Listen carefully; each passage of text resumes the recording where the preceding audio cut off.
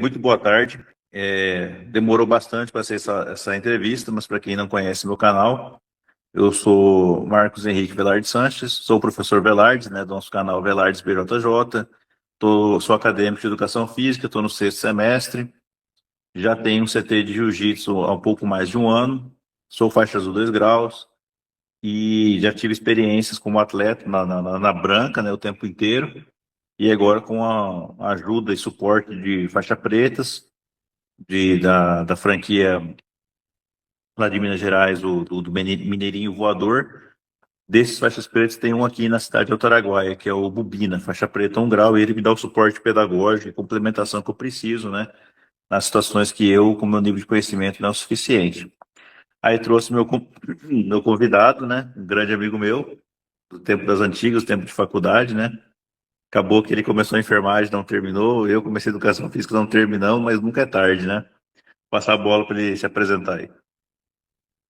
Bom, boa noite, Sileno. Boa noite a quem está nos acompanhando. Eu já chamei ele de Chileno, esse é o apelido que a gente tem na nossa amizade, né? Esse aí é um meu amigo de longa data. Então, Marcos, eu sou médico, né? Meu nome é Marcelo. Eu atuo na estratégia de saúde da família e comunidade aqui na cidade de Altinópolis. Eu também sou pós-graduado em psiquiatria, né? Fui membro da Liga de Psiquiatria, né, da Universidade Uninassal, de 2019 até 2023, né? Hoje a gestão eu participei como presidente e como vice-presidente por 2 anos, né? Temos aí uma experiência vasta, né, na área de saúde mental. Atualmente eu atuo também com atendimento de saúde mental, não só nessa parte de saúde da família, né? Bacana, Marcelo. Para começar agora, a primeira pedrada, né, que a gente vai agora, cara, o sono. O que que você me diz do sono, por exemplo? Eu saí do plantão hoje de madrugada, já tive ocorrência por volta das 2h30, tive que acordar cedo depois para fazer a passagem de serviço.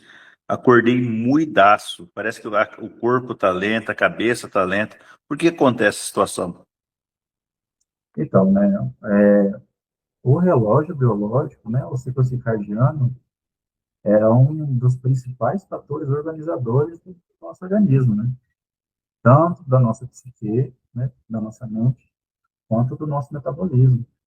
Então, quando a gente não respeita esse relógio, nossa fisiologia, ela entra em descompasso, né?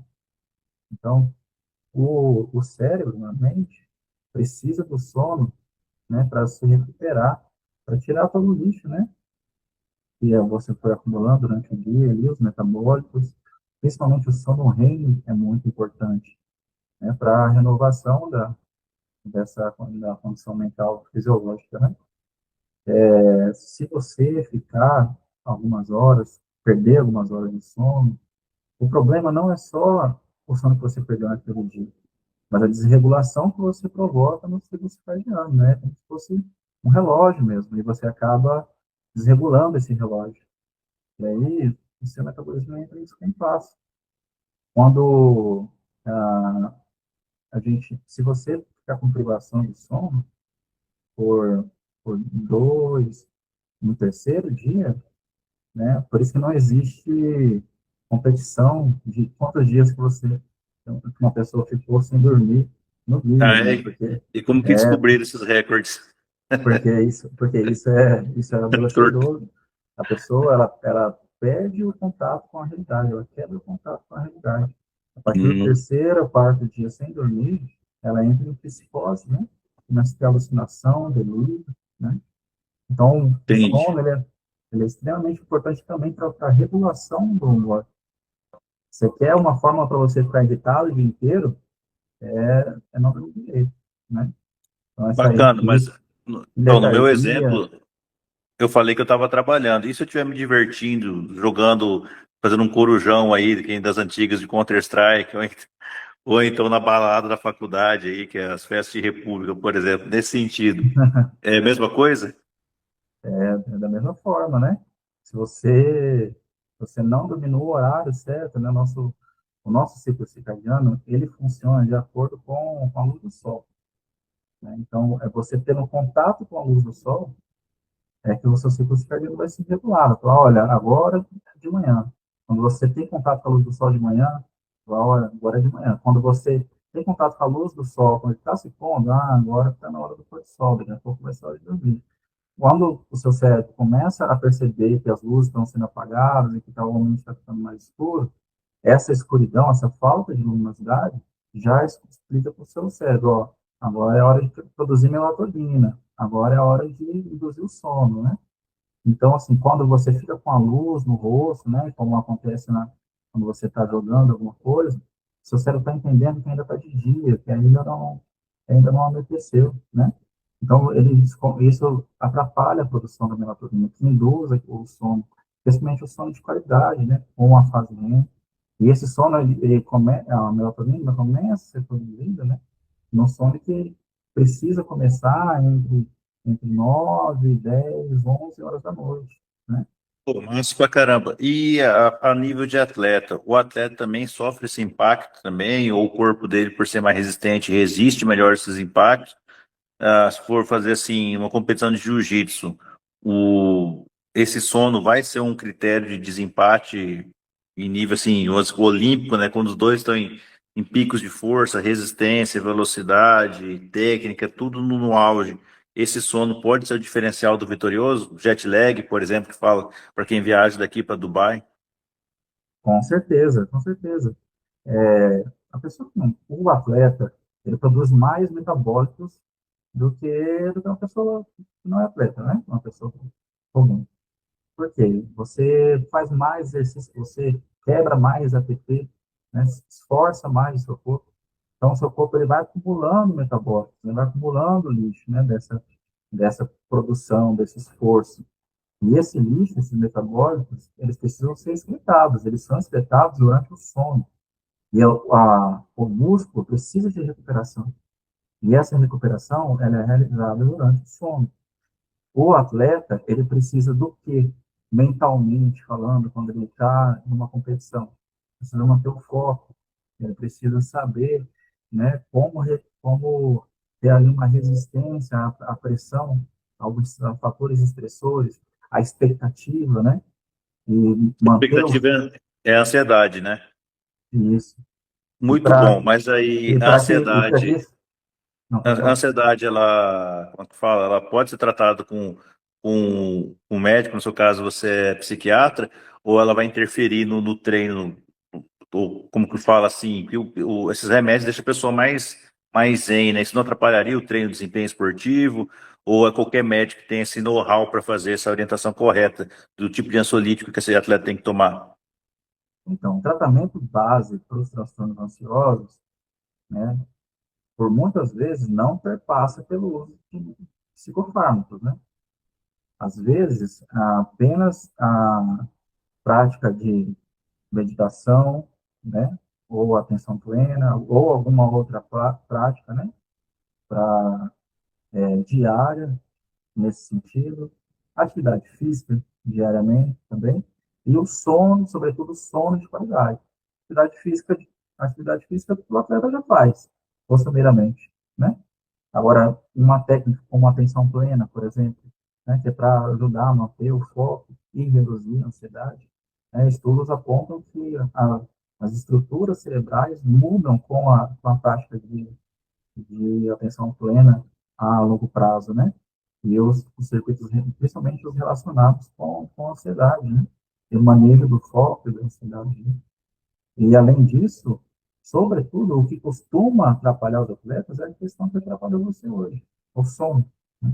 Às vezes o atleta fica muito afoito, né? Ele fica muito ligado por treino, por preocupação de competição e de demandas, né? E aí ele acaba perdendo o sono. Isso aí Então, pode gerar depressão? Ironicamente, pode, pode. pode, sem dúvida, né? Um, todo, toda pessoa que ela está sob pressão o tempo todo, né? Um fator estressor, e o ambiente é estressor a ela o tempo todo, e ela não tem mecanismos para poder lidar com aquele estresse, a tendência é, sim, a pessoa vir desenvolver um quadro de humor ou um transtorno ansioso, né?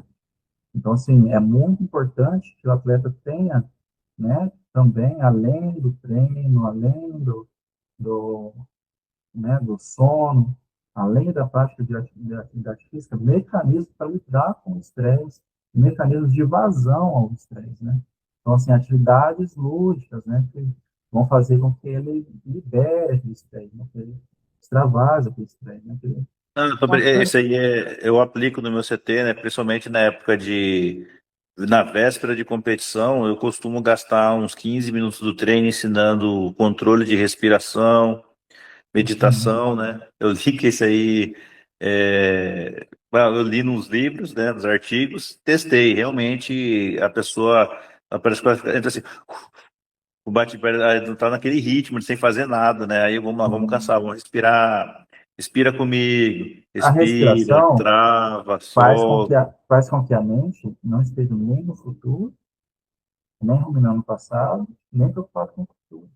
Faz com que a pessoa preste atenção na respiração aqui e no agora. O exercício de respiração se fundamenta nisso. Pô, Então, o que que bacana, hein, causa cara? ansiedade é a falta de presença, né? Então, Doideira, filosófico, né? estar presente é o que causa, é o que, é o que te deixa mais, né, menos ansioso. Bacana. A gente estava falando esse dia sobre burnout. Burnout para nível de atleta, ele pode acarretar isso no atleta? Ou é só coisa da cabeça de quem trabalha muito? Não, é porque isso, assim, sobretudo atletas, né? Porque o atleta, às vezes, ele pensa que quanto mais ele treinar, melhor ele vai ficar, né? Essa é a doutrina, né? Só que o descanso é um fator importantíssimo para a evolução, né, do atleta. Porque se ele não descansar e ele não saber lidar com limites, e não saber respeitar os seus limites, é onde que o quadro de burnout se instala. Burnout é o seu corpo dizendo assim, ó, chega, daqui eu não passo, entendeu? A Muito gente bom. não vai, você não Você vai me fazer lembrou mais isso. de um detalhe. Por exemplo, hoje a nível olímpico, né, pega judô, porque é mais próximo ao jiu-jitsu, né, que as crianças são selecionadas desde pequitinho por biotipo. Ah, esse aqui é mais gordinho, vai lá lutar na peso pesado, vai ficar alto, pesado. Esse é mirradinho, esse aqui vai lutar na categoria dos leves, tal. Já existe uma separação por biotipo desde cedo, existe uma projeção da altura, do peso daquele atleta, da atleta. Esse sistema de burnout e ansiedade afeta crianças igual adulto, por exemplo, que acontece? A preparação do ciclo olímpico não começa em 4, 8 anos, ele começa quando a criança nasce, bateu o primeiro passo no esporte, o professor, o orientador verificou que existe potencial, e aí aquele menininho, aquela menininha são separados dos distantes e indicados para centros de clubes maiores, e aí começa uma responsabilidade brutal para uma criança disputando estadual, brasileiro, tudo kids, e depois, quando ele chegou, ele tem que ser o cara para conseguir se manter na aspiração de atleta. Pô, virei atleta, aí que aumenta ainda mais a pancada do sarrafo, porque ele passa a ter esses índices olímpicos, no caso, né? É dinheiro, por exemplo, do jiu-jitsu, ele não é profissional, mas o cara não tem salário, né? Se não tiver patrocínio. Ele vai ter que ir em Dubai, ele vai ter que ir lá nos Estados Unidos, no Mundial do IFBJJ e ser o campeão. É tudo ou nada. Se ele for campeão, ganha. Se não for campeão, não ganha nada. A não ser que ele tenha patrocínio, né? Mas o que não é a realidade do maior parte dos profissionais de jiu-jitsu. Nos Olímpicos tem isso, uma medalha, não lembro agora quanto, mas acho que aquela judoca peso pesado que venceu nas Olimpíadas, as últimas lá, ganhou um ouro individual e um bronze de grupo, ela ganhou uma quantidade expressiva de dinheiro, não sei se foi meio milhão, 1 milhão. Então, realmente, é desde pequeno, de criança, que começa esses ciclos de super atletas. O que você me disse nessa situação aí? Bom, a criança ela é especialmente vulnerável, né? Porque ela está com o cérebro dela em formação, né? Então, assim, principalmente dependendo da fase da infância, né?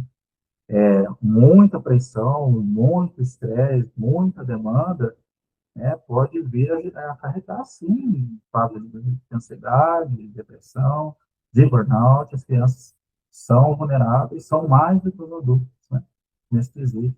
Então, é preciso proteger as crianças nesse sentido. Assim, o treinamento ele tem que ser, né, pautado na evolução, mas levando em consideração que existem limites a serem respeitados, né? Essa crença, né, de quanto mais treinar, melhor ele vai ficar, né, precisa ser é, diluída, né, dissolvida, porque assim, sem descanso, o corpo não se fortalece, né? Então você acaba gerando ali um desgaste, né, maior no atleta, né? Então assim, claro, né, sobretudo essa carga de responsabilidade para uma criança, né, de ter que performar como um atleta, né, profissional, né, isso é algo para o qual a psique de uma criança não é formulada, né, então, assim, é preciso cautela nesse sentido, né, não possa acontecer, né, esse tipo de situação, né, mas é preciso cautela, observação de perto para ver o quanto que isso está afetando, né, a criança emocionalmente, psicologicamente, né, e, se necessário, fazer um acompanhamento, né, psicoterápico, é extremamente importante, né, porque ah, muitos, existe o ditado, né, do corpo são, mente sã, Uhum. e aí acredita-se que os atletas eles são blindados mentalmente por isso, né? Porque o Não, corpo isso, deles é isso eu são posso falar e a mente deles como. é sã, e não é bem assim. Não, eu servi o Exército Brasileiro, né? E eles criam esse arquétipo do guerreiro em você, tanto que tu me conheceu em Cuiabá por causa disso. Na época, eu tive uma situação de ter que me mudar de estado, e aí tudo desconhecido, né? Choque de cultura, de distância, pessoas diferentes, o clima hostil pra caramba, que até hoje Cuiabá é quente pra caramba. Pra quem não sabe, a gente foi acadêmico em Cuiabá, né? Ele falou que vivia em São Paulo, mas a gente se conheceu lá, né? A gente já rodou o Brasil, nós dois já rodamos o Brasil já por várias partes do Brasil, inclusive, né? Mas como é que fala? Abri a pergunta aqui. Eu sei que você é médico e psiquiatra e tal. Qual que é a diferença hoje para eu trabalhar com um psiquiatra ou psicólogo com uma equipe de atletas, por exemplo? Tem diferença? É a mesma coisa? Pode contratar direto um psiquiatra para cuidar do pessoal? Tem que ser só um? E se apresentar problema, o psicólogo encaminha para o psiquiatra, ou os dois trabalhando com atletas? Bom, a atribuição do psiquiatra ela é diferente da atribuição do terapeuta, do psicólogo, né? O psicólogo ele vai fazer a psicoterapia e vai trabalhar estratégias para que o atleta consiga lidar com as situações de estresse, situação de pressão, né? Situação de competição, né? De ansiedade. Já o psiquiatra atua quando necessário for o uso de psicofármacos, né? Então, se o atleta está com uma depressão refratária, né, ao tratamento não medicamentoso, né, sendo ele a psicoterapia, a atividade física, né, o sono regular, aí sim aí é necessário uma intervenção com psicofármaco, né. Da mesma maneira, os transtornos ociosos, né. Existem maneiras de lidar com, eu citei anteriormente, os transtornos ansiosos sem a medicação, sem o psicofármaco, né. Se essas estratégias forem esgotadas e mesmo assim os sintomas resistirem, aí é onde entra o psiquiatra. Então, mas aí no caso, pega, por exemplo, para luta, né? Um atleta de luta de alto nível, pega um atleta UFC, por exemplo. É, esses psicotrópicos, né? Como fala, esse que é o termo correto, né? As drogas, né? Eles afetam o desempenho físico, porque assim, eu não é da minha área, né? Mas, por exemplo, assim, eu sei por estudo de bioquímica, né? Que faz parte da grade curricular de educação física, que o diclofenaco, por exemplo, anti-inflamatório que distribui a torta direito sem receita nas farmácias, ele faz mal para o rim, ele sistematicamente reduz o desempenho do atleta. Inclusive, eu já senti isso, né, em competição, que eu fiquei mais letárgico, mais lento. Então, assim, você tomar um anti-inflamatório e não fazer nada, não acontece nada. Mas se você for fazer uma atividade física, você sente a diferença negativamente no seu treino. Essas drogas aí que tu citou aí no início da nossa conversa para tratar de burnout, de os ansiolíticos, ansiedade, depressão, eles afetam também o corpo do atleta? Bom, os antidepressivos que são usados para o tratamento de depressão e ansiedade, geralmente têm efeitos colaterais somente no início, né? E no período de adaptação. Então, pode haver sintomas como fadiga, aumento de sono, aumento de peso, náusea, desconforto gastrointestinal, cefaleia, né? Todos são sintomas que podem estar presentes no começo. Pode até aumentar a ansiedade, né? E aí, quando isso acontece, por um período de adaptação, se o paciente não está resistindo aos sintomas, aí sim se entra com o ansiolítico, né? Que são os clonazepam, clonazepam, etc. Esses sim podem causar, né, lentificação, né, cognitiva, né? Então, esses sim vão deixar o atleta um pouco mais lento, mas eles Fora de combate. não costumeiramente não são usados, tá? Ou são usados de forma pontual. E as outras medicações, na segunda semana, os efeitos colaterais já vão ser redimidos. O importante, o foco, é redimir a remissão dos sintomas que estavam sendo apresentados, né, anteriormente, porque se o atleta, por exemplo, está com uma anedonia, né, ou seja, se ele está sem vontade, né, sem fazer as coisas, sem energia para fazer o que ele precisa fazer, ele não vai conseguir treinar, né, não vai conseguir fazer o que ele precisa fazer. Então, assim, a medicação entra para que ele recupere a autonomia dele, para que ele possa voltar com os treinos. Tá falando de letargia e tudo, entrando até um polêmico nessa reta final aí.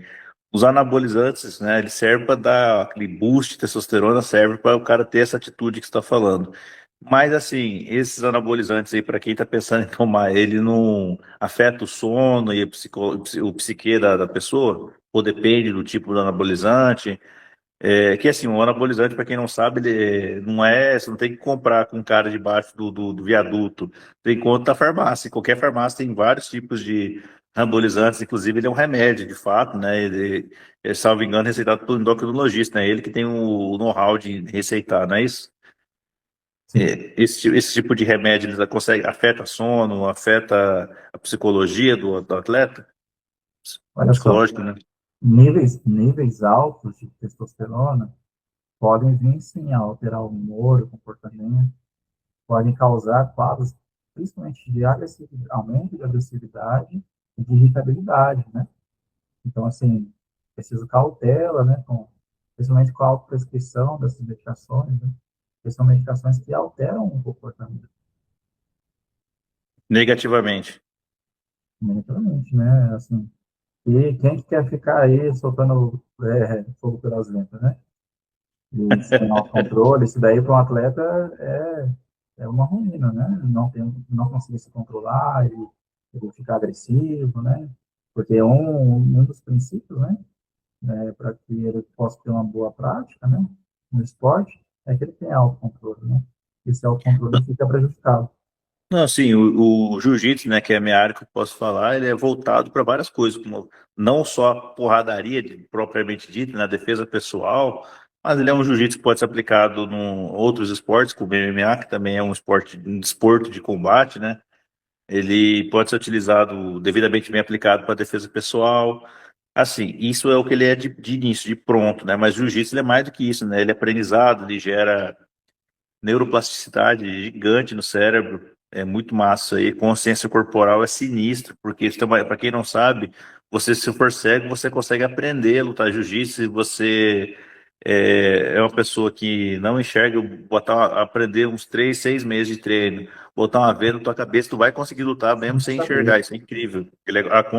O nível de percepção corporal que vem com ele é gigantesco. O ganho de coordenação motora.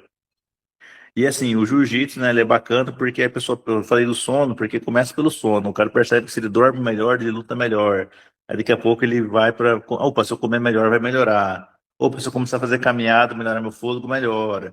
Levantar peso. Então ele vai percebendo que aí ele vai gerando uma cadeia de melhoras incríveis, né? E aí você está numa comunidade de várias pessoas fazendo isso, né? Já cito, você tem várias vezes isso de maneira genérica nos outros vídeos que eu já fiz, né? Mas é isso, né? Então é uma sinergia muito positiva na vida dele. Daqui a pouco a pessoa começa a se interessar pela história do jiu-jitsu, começa a ler. Aí a leitura é o benefício. Daqui a pouco ele lê outras coisas, né? Eu, né, comecei a fazer jiu-jitsu, eu tinha uma paixão pela educação física, né, por outros caminhos da vida, que na época de 2011 eu fazia jiu-jitsu, né, do 12 até, acho que em 2011 fiz, parei, 2013 eu parei por causa do concurso que eu tomei posse, para quem não sabe, eu sou do Corpo de Bombeiros de Mato Grosso, aí eu parei, voltei muito tempo depois, e aí pelo jiu-jitsu, com a vontade de ler, né, e interesse, se aprofundar na história, retomei minha vida acadêmica, educação física, né? Porque para quem é novo e está vendo esse vídeo aqui, cara, você tem que ler muito quando você está na faculdade, e não é pouco. O pessoal que está aí na era do chat GPT, ele ajuda pra caramba na hora de você fazer um trabalho rapidão, mas é muito importante que vocês leiam para conseguir fazer a prova, né? Você já chegou de pegar o chat GPT já para te ajudar no nível superior? Não, quando eu estava no nível superior ainda não tinha chat GPT. Eu acho que quando eu estava terminando, estava bem no início, assim, ele não tinha muita assertividade, né? Então, ninguém tinha Bacana. muita coragem de ficar utilizando, não. Mas eu vejo que hoje ele é bem utilizado, né? Não, ele O é problema muito é que bom, cara. é, é uma ferramenta, né? Precisa saber utilizar, né? Bacana mesmo. Falando ainda, como é um tempo amplo, um tema amplo, né, sobre a psicologia humana, que nós estamos falando aqui, voltando ao tema de estudo. Cara, o estudo em excesso que faz o cara na faculdade, por exemplo, eu já passei época, por descaso meu, né, fui ler uma matéria da meia-noite até as 6 da manhã, direto, sem parar. Atravessei, tomei um banho para dar uma acordada, fui, fiz a prova, passei, voltei para casa e dormi. E isso aí, assim, infelizmente, é muito comum na vida acadêmica do cara fazer isso que eu fiz, né? Pega um livro desse tamanho assim e devora ele do dia para o outro, né?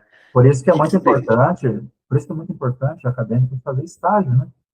Procurar estágio, fazer parte de acompanhar os professores, né, ou alguém que seja mais experiente, porque a lacuna do conhecimento, ele se demonstra através da prática. Quando você se propõe a praticar aquilo que você está se propondo a aprender, você vê as suas lacunas. Ah, olha, eu tenho que aprender isso aqui, eu tenho que saber isso aqui. Sobretudo, né, se você está acompanhando uma pessoa que é mais experiente, você vai aprender através dela, né? Então, você vai observar como é a execução daquele conhecimento, né? Então, assim, se você for ficar na graduação só indo fazer prova e voltando, aquele conhecimento vai reter muito pouco, né? Porque existe uma curva de aprendizagem, né? Se você não revisar em 24 horas aquilo que você estudou em 1 hora, a tendência de você perder 80 a tendência de você perder aquele conhecimento é de 80%. Então, de 100% você perde 80% se você não revisar no outro dia. Porque você Bacana. percebe E isso que aí para aquela informação é importante, né? Então, não a adianta você parte pegar prática. volume, É mesmo, volume, volume de... Depois de é uma mesmo. semana, depois de uma semana, se você não revisar, aí ele vai diminuir mais um pouco. Então, o segredo é 24 horas, uma semana, um mês, depois 3 meses, depois você vai ficar modular. Pô, bacana. É mais ou menos assim que eu trabalho em módulos, né, para aplicar. E isso funciona. A percepção empírica que eu tenho é que funciona muito bem, né? Sim, Fazer um sistema é, macro, num caminho da é, luta, né? é A luta repetição. começa desse jeito aqui. Aí, então, tipo assim, vou dar um exemplo. Hoje o cara começa com double leg. Double leg, double leg, double leg. Do outro dia, ele percebe que ele cai normalmente na guarda da pessoa com double leg. Aí o que acontece? Ele fica preso, né? Ele vai lá, apanha dos Sim. maiores, né? Dos que tem mais tempo de treino. Aí eu vou lá e ensino a abrir a guarda. Aí Aí ele beleza. vê a necessidade, sim. Aí, beleza, ele já sabe derrubar e abrir uma guarda. Só que aí, aí sofre inversão, é finalizado, aí apanha. Aí, pô, Exato. Aí ele aprende pontos de equilíbrio, né? Aí eu explico detalhadamente, ó, você tem que botar seu peso aqui, aqui, nesse ponto aqui, ó, onde tá o pontinho dele aqui, ó. Você pressionar aqui, aí ele aprende a pressionar. Pô, eu vou ficar para sempre aqui, aí eu ensino as primeiras finalizações para ele. Não funciona, ensina a montada.